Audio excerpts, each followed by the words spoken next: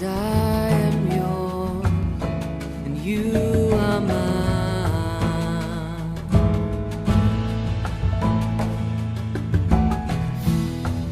'Cause I am yours, you are mine.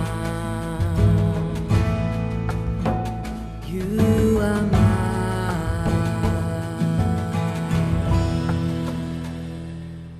తీతుకు రాసిన పత్రిక 1వ అధ్యాయము 1వ వచనం నుండి.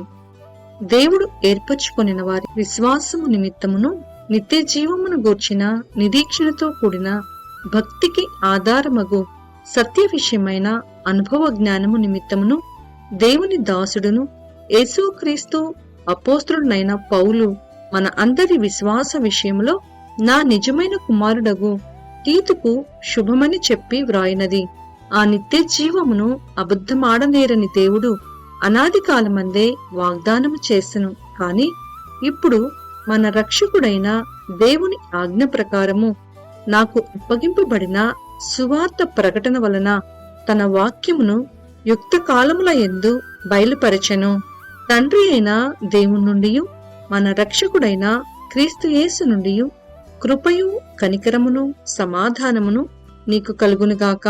నేను నీకు ఆజ్ఞాపించిన ప్రకారము నీవు లోపముగా ఉన్న వాటిని దిద్ది ప్రతి పట్టణంలోనూ పెద్దలను నియమించు నిమిత్తమే నేను క్రేతులో నిన్ను విడిచి వచ్చితిని.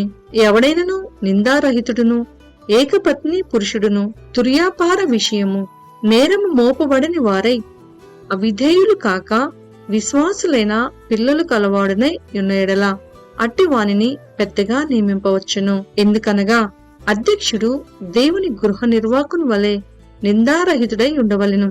అతడు స్వేచ్ఛాపరుడును ముక్కోపియు మద్యపానీయు కొట్టువాడును దుర్లాభము అపేక్షించువాడును కాక అతిథి ప్రియుడును సజ్జన ప్రియుడును స్వస్థ బుద్ధి గలవాడును నీతిమంతుడును పవిత్రుడును ఆశా నిగ్రహము కలవాడునై ఉండి తాను హితబోధ విషయమై జనులను హెచ్చరించుటకును ఎదురాడు వారి మాట ఖండించుటకును శక్తి కలవాడగునట్లు ఉపదేశమును అనుసరించి నమ్మదగిన బోధను గట్టిగా చేపట్టుకొనువాడునై ఉండవలెను. అనేకులు విశేషముగా సున్నతి సంబంధులను అవిధేయులను వదరబోతులను మోసపుచ్చువారునై ఉన్నారు. వారి నోళ్లు మోయింపవలెను. అట్టివారు ఉపదేశింపకూడని వాటిని దుర్లాభము కొరకు ఉపదేశించుచు కుటుంబములనే పాడు చేయుచున్నారు. వారిలో ఒకడు అనగా వారి సొంత ప్రవక్తలలో ఒకడు ఇట్లనెను, క్రేతీయులు ఎల్లప్పుడూ అబద్ధికులను దుష్ట మృగములను సోమరులగు తిండిపోతులనై ఉన్నారు. ఈ సాక్ష్యము నిజమే. ఈ హేతువు చేత వారు యూదుల కల్పనా కథలను సత్యము నుండి తొలగిపోవునట్టి మనుష్యుల కట్టడలను లక్ష్య పెట్టక విశ్వాస విషయమున స్వస్థులగు నిమిత్తము వారిని కఠినముగా గద్దింపుము. పవిత్రులకు అన్నియూ పవిత్రములే కాని పవిత్రులకును అవిశ్వాసులకును ఏదియూ పవిత్రమైనది కాదు. వారి మనస్సును వారి మనస్సాక్షియు అపవిత్రపరచబడి ఉన్నవి. దేవుని ఎరుగుదుమని వారు చెప్పుకుందురు కాని అసహ్యులను అవిధేయులను ప్రతి సత్కార్యము విషయము భ్రష్టులై ఉండి తమ క్రియల వలన ఆయనను ఎరుగుమన్నట్టున్నారు. తీతుకు రాసిన పత్రిక 2వ అధ్యాయము 1వ వచనం నుండి. నీవు హితబోధకు అనుకూలమైన సంగతులను బోధించుము.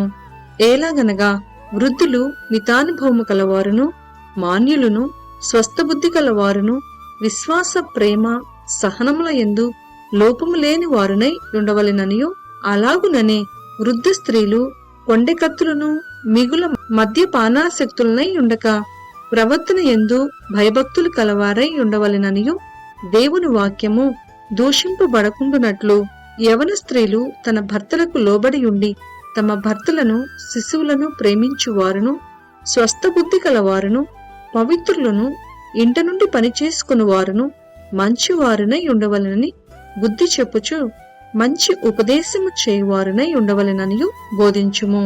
అటువలనే స్వస్థబుద్ధి కలవారై ఉండవలెనని యవన పురుషులను హెచ్చరించుము. పరపక్షమందుండు వారు మనలను గూర్చి చెడు మాట ఏదియూ చెప్పనేరక సిగ్గుపడినట్లు అన్నిటి యందు నిన్ను నీవే సత్కార్యముల విషయమై మాదిరిగా కనపరుచుకొనుము. నీ ఉపదేశము మోసము లేనిది గాను, మాన్యమైనది కాను, నిరాక్షేపమైన హితవాక్యముతో కూడినది కాను ఉండవలెను.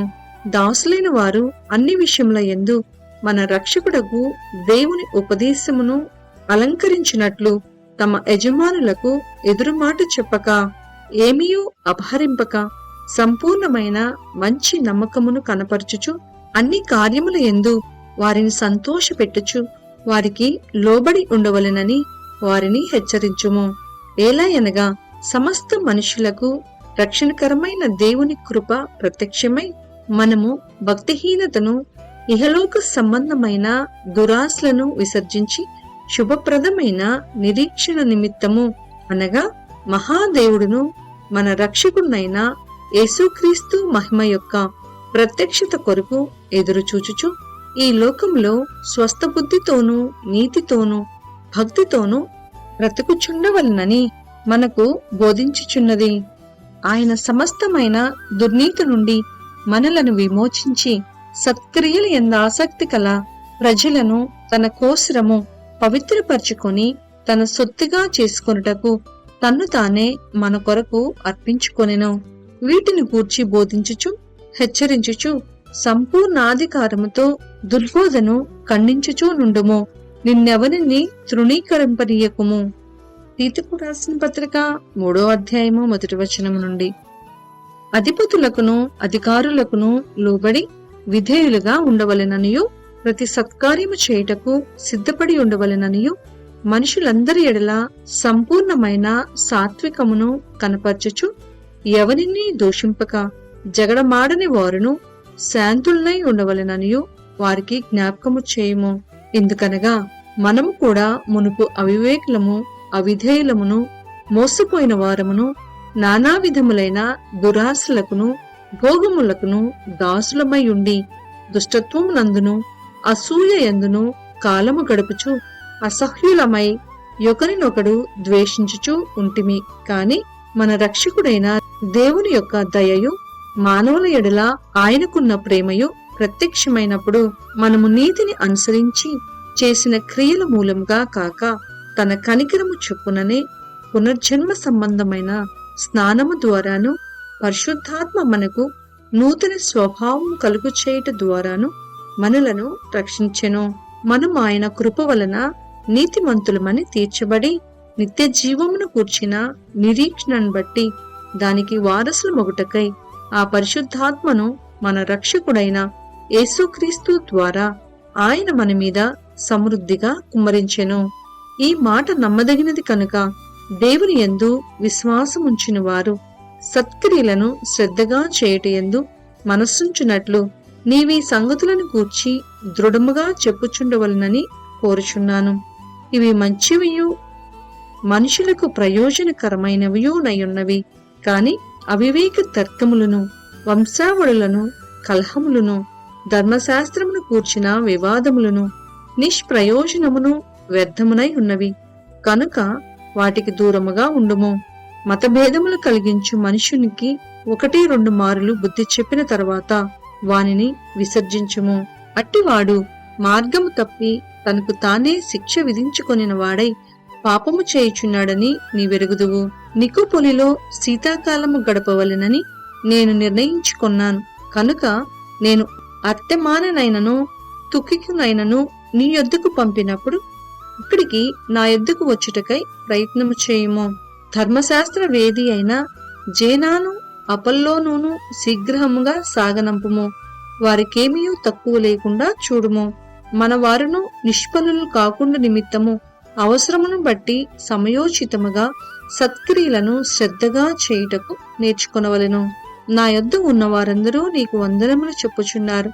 విశ్వాసమును బట్టి మమ్మను ప్రేమించు వారికి మా వందనములు చెప్పుము. కృప మీ అందరికీ తోడయుండునుగాక.